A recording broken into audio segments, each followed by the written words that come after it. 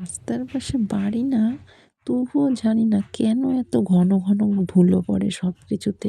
এই তো সেদিন মুছলাম, তাও সব কিছু এমনভাবে ধুলো পড়ে যেন কতদিন মোছা হয় না। কেউ দেখলে সেটাই ভাববে, কিন্তু তা কিন্তু নয়। প্রায় প্রায় মুছি তবুও। আর তারপরে আমি এদিকে সব বাইরের কাজ সেরে চলে আসলাম স্নান করে বিছানাটা গুছাতে। আর তারপরে এই বিছানার চাদরটাকে চেঞ্জ করে নিলাম। আর সকালে জানোই তো এত কাজের চাপ থাকে, মানে কোনটা যে আগে করবো আর কোনটা পরে করবো বুঝতেই পারি না। আর এই দেখো আমি জানলাগুলো খুলে দিলাম। ঘরে না ভালোই রোদ আসে যদি রোদ বেরোয়। জানো তো আমার মেয়ে যখন ছোট ছিল না, আমি কিন্তু ওকে এই জানলা খুলে জানলার পাশে রোদের সময় শুইয়ে রাখতাম। বেশ ভালোই গায়ে রোদ লাগে কিন্তু।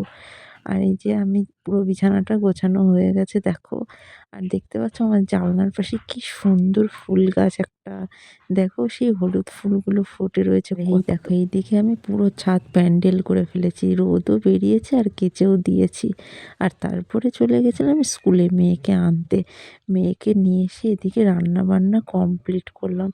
দেখো আজকে অনেকগুলো পদই হয়ে গেছে একটা একটা করে করতে করতে। ভিডিও যদি ভালো লাগে প্লিজ সাবস্ক্রাইব করে